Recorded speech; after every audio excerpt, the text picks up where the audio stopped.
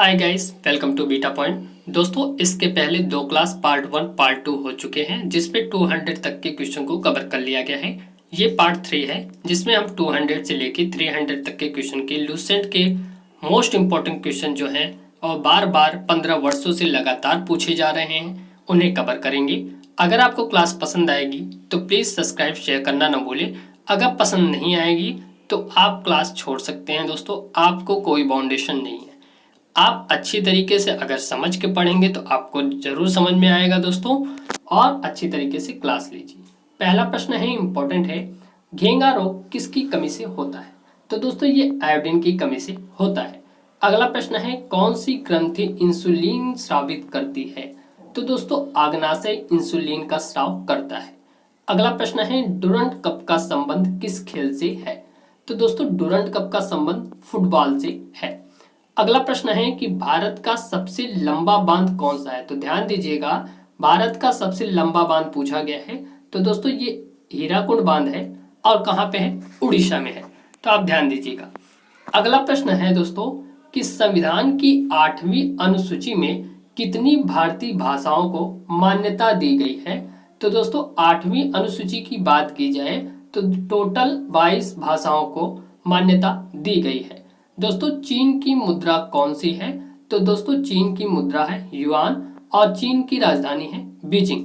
अगला प्रश्न है कि रेड क्रॉस के संस्थापक कौन है? तो दोस्तों रेड क्रॉस के फाउंडर की बात की जा रही है, यानी संस्थापक की। तो दोस्तों हेनरी डुनांट है। अगला प्रश्न है दोस्तों, इंपॉर्टेंट है कि हीमोग्लोबिन की कमी से होने वाला रोग कौन सा है? अगर दोस्तों आपके अंदर हीमोग्लोबिन की कमी हो गई है तो आपको एनीमिया रोग हो सकता है। अगला प्रश्न है दोस्तों कि भारत कोकिला कौन कहलाती हैं? तो भारत की कोकिला दोस्तों सरोजिनी नायडू को कहा जाता है। अगला प्रश्न है, दिल्ली में कुतुब मीनार किसने बनवानी शुरू की थी? तो दोस्तों बनवानी तो शुरू की थी कुतुबुद्दीन ऐबक ने, और इसे पूरा किसने कराया था? ये क्वेश्चन हम आपके लिए छोड़ के जा रहे हैं, तो प्लीज कमेंट बॉक्स में कमेंट जरूर कीजिएगा। अगला प्रश्न है दोस्तों कि बनारस हिंदू विश्वविद्यालय जिसे बीएचयू कहा जाता है, इसके संस्थापक यानी फाउंडर कौन थे? तो दोस्तों मदन मोहन मालवीय जी थे। अगला प्रश्न है कि अर्थशास्त्र के लेखक कौन थे? तो दोस्तों इकोनॉमिक्स के लेखक की बात की जा रही है, अर्थशास्त्र के लेखक की, तो वो कौन थे? चाणक्य कौटिल्य। अगला प्रश्न है, विवेकानंद स्मारक कहाँ स्थित है? तो दोस्तों विवेकानंद जी का जो स्मारक है ना, वो कन्याकुमारी में स्थित है। अगला प्रश्न है दोस्तों 214 नंबर है कि दक्षेस का मुख्यालय कहाँ स्थित है? तो दोस्तों दक्षेस का मतलब होता है सार्क देशों का मुख्यालय कहाँ है? तो वो दोस्तों काठमांडू नेपाल में है। अगला प्रश्न है दोस्तों, दक्षेस के कितने सदस्य हैं? तो दोस्तों दक्षेस के 8 सदस्य हैं, जिसमें भारत, नेपाल, बांग्लादेश, श्रीलंका, मालदीव, भूटान, पाकिस्तान और अफगानिस्तान आते हैं। अगला प्रश्न है कि भारत की तट रेखा की लंबाई कितनी है? तो दोस्तों वो 7516 किलोमीटर है। साथ ही साथ अगला प्रश्न है दोस्तों, इंपॉर्टेंट है कि विश्व में अभ्रक का सर्वाधिक उत्पादक किस देश में होता है? तो दोस्तों अभ्रक के उत्पादन की बात की जाए तो सबसे ज्यादा उत्पादन भारत में होता है। अगला प्रश्न है कि ग्रैंड ट्रंक रोड किसने बनवाया? तो दोस्तों ग्रैंड ट्रंक यानी जीटी रोड किसने बनवाया? वो बनवाया था शेषा सूरी ने। अगला प्रश्न है कि विटामिन बी की कमी से कौन सा रोग होता है? तो दोस्तों विटामिन बी की कमी से बेरी नामक रोग होता है। अगला प्रश्न है कि दोस्तों विटामिन सी की कमी से कौन सी बीमारी होती है? तो दोस्तों ये सारे विटामिन से लिए हुए जो क्वेश्चन हैं एक साथ लाए गए हैं ताकि आपको कहीं जाना ना पड़े। स्कर्वी रोग होता है दोस्तों विटामिन सी की कमी से। अब बेरी किससे होता है? बी की कमी से। अगला है कि दूध में कौन सा विटामिन नहीं होता है? तो दोस्तों दूध में विटामिन सी नहीं पाया जाता है, ये ध्यान दीजिएगा, ये क्वेश्चन रिपीट किया गया है। साथ ही साथ विटामिन डी की कमी से कौन सा रोग होता है, ये भी पूछा जाता है। तो दोस्तों रिक्टस जो रोग है ना, ये विटामिन डी की कमी से होता है। अगला प्रश्न है दोस्तों, किस विटामिन की कमी से खून का थक्का नहीं जमता? अगर विटामिन के की कमी है दोस्तों आपको, तो आपका जो खून स्राव होता है ना, वो कभी थक्का नहीं जमेगा और खून रुकेगा नहीं। विटामिन ई की कमी से कौन सा रोग होता है? तो दोस्तों विटामिन ई की कमी से बाझपन जैसा रोग हो जाता है। अगला प्रश्न है कि विटामिन सी का रासायनिक नाम क्या है। तो दोस्तों ये क्वेश्चन बार बार पूछा गया है। एस्कॉर्बिक अम्ल बोलते हैं इसे, या एस्कॉर्बिक एसिड भी बोलते हैं, एस्कॉर्बिक एसिड। अगला प्रश्न है दोस्तों कि वसा में घुलनशील विटामिन कौन से हैं। तो अगर वसा की बात की जाए तो विटामिन ए और ई दोस्तों घुलनशील हैं। अगला प्रश्न है कि साधारण नमक का रासायनिक नाम क्या है। तो दोस्तों इसे NaCl यानी सोडियम क्लोराइड भी कहते हैं। अगला प्रश्न है दोस्तों हंसाने वाली गैस का रासायनिक नाम क्या है। तो दोस्तों हंसाने वाली गैस का रासायनिक नाम नाइट्रस ऑक्साइड है, इसे N2O भी बोला जाता है, ये रासायनिक नाम है। साथ ही साथ 229 नंबर है कि धावन सोडा का रासायनिक नाम क्या है।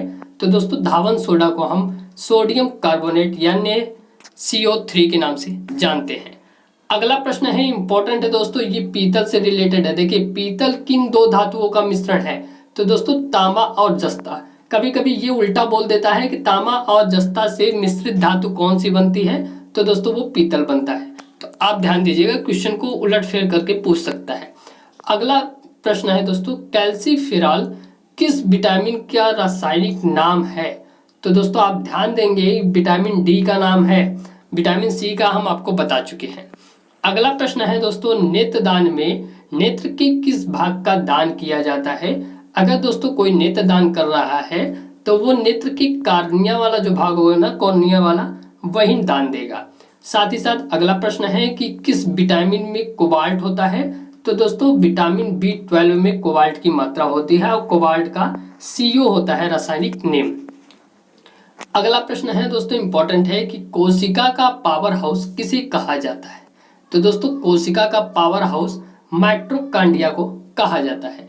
अगला प्रश्न है कि लाल रक्त कणिकाओं का निर्माण हमारे शरीर के किस भाग में होता है।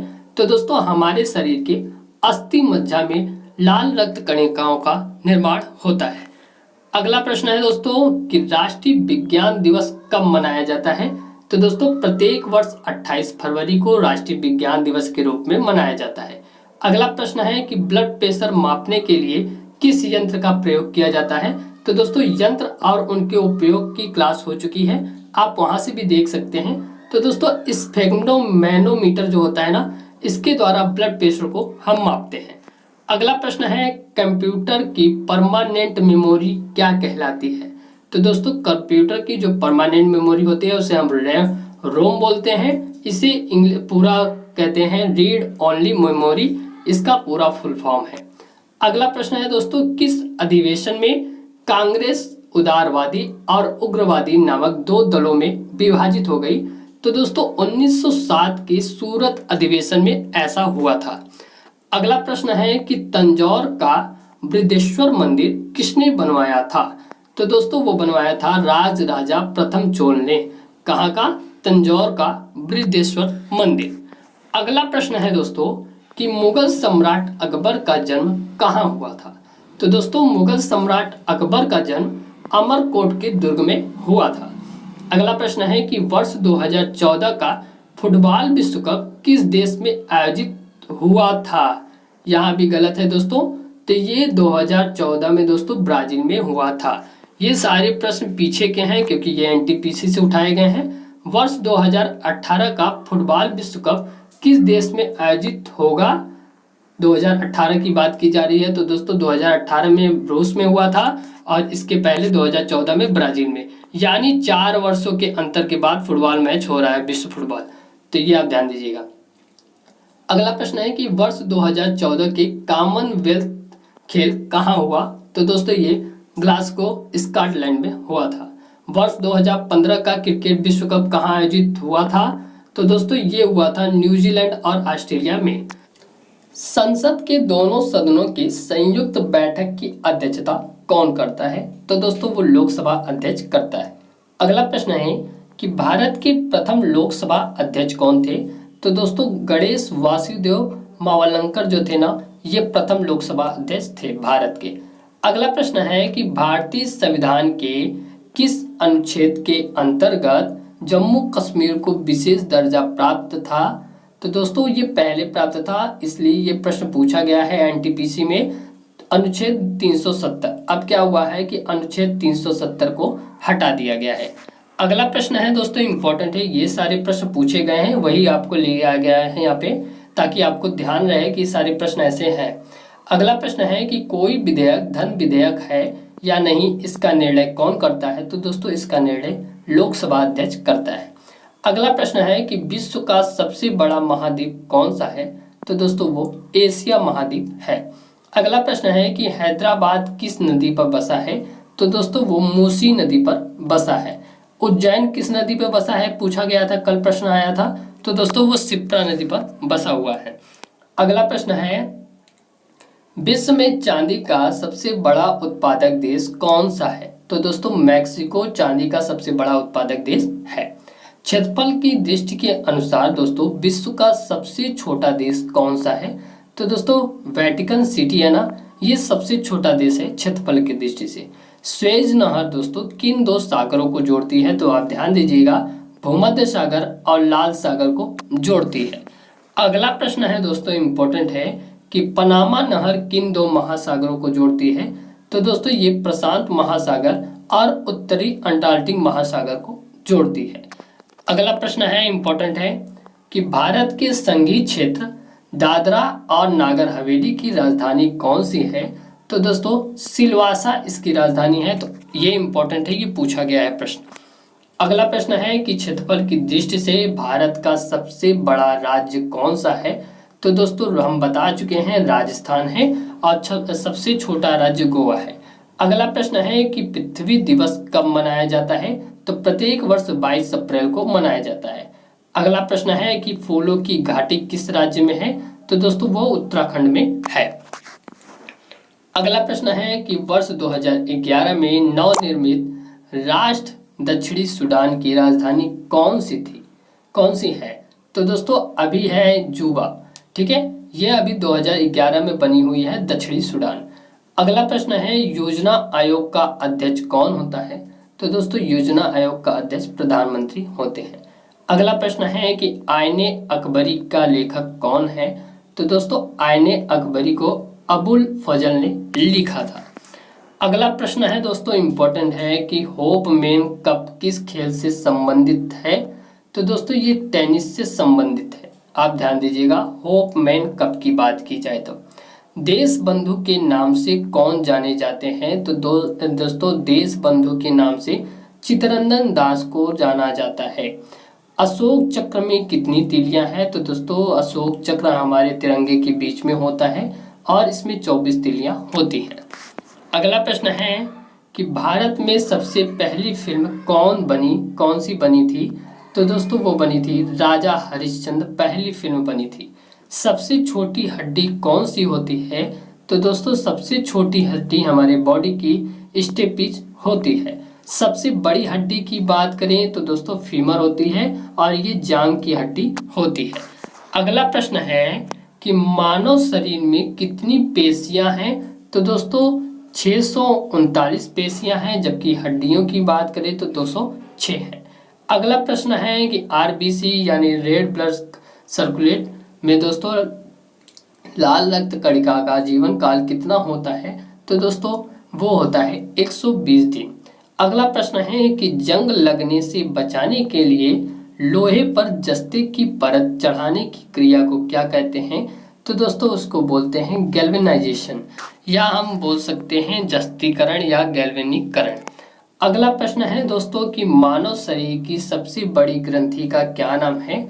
तो दोस्तों मानव शरीर की सबसे बड़ी जो ग्रंथि है उसका नाम यकृत या लीवर है।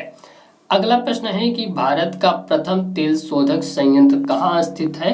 तो दोस्तों ये डुबकोई असम में स्थित है। अगला प्रश्न है कि यूनेस्को के द्वारा कलिंग पुरस्कार किस क्षेत्र के लिए दिया जाता है? तो दोस्तों यूनेस्को के द्वारा कलिंग पुरस्कार विज्ञान के क्षेत्र में दिया जाता है। अगला प्रश्न है दोस्तों कि हैदराबाद में चार मीनार का निर्माण किसने करवाया? तो दोस्तों वो करवाया था कुली कुतुब शाह ने। अगला प्रश्न है कि कांग्रेस के द्वारा पूर्ण स्वाधीनता का प्रस्ताव कब और कहां पारित किया गया? तो दोस्तों ये प्रस्ताव सन 1929 में लाहौर अधिवेशन में पारित किया गया पूर्ण स्वाधीनता का। अगला प्रश्न है कि श्वेत क्रांति का संबंध किस क्षेत्र से है, किससे है? तो दोस्तों ये है दूध से। और नीली क्रांति का संबंध दोस्तों मछली से है, मछली उत्पादन से। अगला प्रश्न है कि भारत का सबसे पुराना चालू रेल इंजन कौन सा है? तो दोस्तों वो है फेरी क्वीन है। अगला प्रश्न है दोस्तों इम्पोर्टेंट है कि भारत में आपातकाल की प्रथम घोषणा कब की गई थी? तो दोस्तों चीनी आक्रमण के समय किया गया था और 26 अक्टूबर 1962 को किया गया था। किसके द्वारा? प्रधानमंत्री इंदिरा गांधी के द्वारा। अगला प्रश्न है दोस्तों कि भारत में भाषा के आधार पर बनने वाला पहला राज्य कौन सा बना है? तो दोस्तों ये भाषा के आधार पर बनने वाला पहला राज्य आंध्र प्रदेश है। भारत पर हमला करने वाला प्रथम मुस्लिम आक्रमणकारी कौन था? तो दोस्तों ये मोहम्मद बिन कासिम था और 712 ईस्वी में आक्रमण किया था। अगला प्रश्न है दोस्तों कि सेल्यूकस का राजपूत जो चंद्रगुप्त मौर्य के दरबार में आया कौन था? तो दोस्तों वो मैग्नेस्थिन था। अगला प्रश्न है कि श्रीलंका का पुराना नाम क्या है? तो दोस्तों श्रीलंका का पुराना नाम सिलोन था। अगला प्रश्न है कि विटामिन की खोज किसने की? तो दोस्तों विटामिन की खोज फंक ने किया है। अगला प्रश्न है इंपॉर्टेंट है दोस्तों कि स्टेनलेस स्टील की किस मिश्रित धातु के बने होते हैं? इसकी मिश्र धातु क्या क्या होते हैं? तो दोस्तों आयरन, क्रोमियम और निकिल का मिश्र धातु होता है स्टेनलेस स्टील। अगला प्रश्न है कि कांसा किसकी मिश्र धातु होती है? तो दोस्तों कांसा कॉपर और टीन की मिश्र धातु होती है। अगला प्रश्न है कि स्वामी विवेकानंद ने शिकागो में हुए विश्व धर्म सम्मेलन को कब संबोधित किया था? तो दोस्तों उन्होंने शिकागो में 1893 में संबोधित किया था। अगला प्रश्न है दोस्तों इम्पोर्टेंट है कि जलियांवाला बाग हत्याकांड कब हुआ? तो दोस्तों ये 13 अप्रैल 1919 को हुआ था। अगला प्रश्न है कि पृथ्वी पर उत्तरी गोलार्ध में सबसे बड़ा दिन कब होता है? तो दोस्तों ये 21 जून को होता है, उत्तरी गोलार्ध की बात की जाए। अगला प्रश्न है कि महात्मा बुद्ध ने अपना पहला उपदेश कहाँ दिया था? तो दोस्तों ये सारनाथ में दिया था। अगला प्रश्न है दोस्तों कि साइमन कमीशन के बहिष्कार के दौरान लाठीचार्ज से किस नेता की मृत्यु हो गई थी? दोस्तों जब साइमन कमीशन का बहिष्कार किया जा रहा था ना, तो लाला लाजपत राय जी का लाठीचार्ज होने से मौत हो गया था। अगला प्रश्न है कि भारत में निर्मित प्रथम कंप्यूटर का क्या नाम है? तो दोस्तों उसका नाम है सिद्धार्थ। अगला प्रश्न है कि गायत्री मंत्र का उल्लेख किस ग्रंथ में है? तो दोस्तों गायत्री मंत्र का उल्लेख ऋग्वेद में किया गया है। अगला प्रश्न है कि मानव शरीर में पाचन क्रिया अधिकतर किस अंग में संपन्न होती है? तो जो भी पाचन क्रिया है दोस्तों सबसे ज्यादा छोटी आंत से संपन्न होती है। अगला प्रश्न है कि आनुवंशिकता के नियमों का प्रतिपादन किसने किया था? तो दोस्तों ग्रेगोर मेंडल ने किया था। अगला प्रश्न है कि मानव द्वारा सबसे पहले किस धातु का प्रयोग किया गया? तो दोस्तों सबसे पहले मानव के द्वारा तांबे का प्रयोग किया गया। अगला प्रश्न है कि बाल पेन किस सिद्धांत पर काम करता है? तो जो दोस्तों बाल पेन होता है ना, वो पृष्ठ तनाव के सिद्धांत पर काम करता है। अगला प्रश्न है 299 है कि रेशम के कीड़े किस वृक्ष की कोमल पत्तियों पर पाले जाते हैं? तो दोस्तों ये शहतूत की पत्तियों पर पाले जाते हैं। 300 नंबर प्रश्न है, लास्ट है। क्लास अच्छी लगी होगी तो प्लीज सब्सक्राइब कीजिएगा, शेयर कीजिएगा। राजस्थान की खेतड़ी किसके लिए प्रसिद्ध है? तो दोस्तों तांबे के खान के लिए प्रसिद्ध है। उम्मीद है क्लास अच्छी लगी होगी। क्लास अच्छी लगी है तो प्लीज लाइक, सब्सक्राइब, शेयर करना ना भूलें और आप इसी तरीके से क्लास लेते रहिए दोस्तों। हम 10 क्लास के बाद आपकी टेस्ट लेना चालू कर देंगे। बहुत बहुत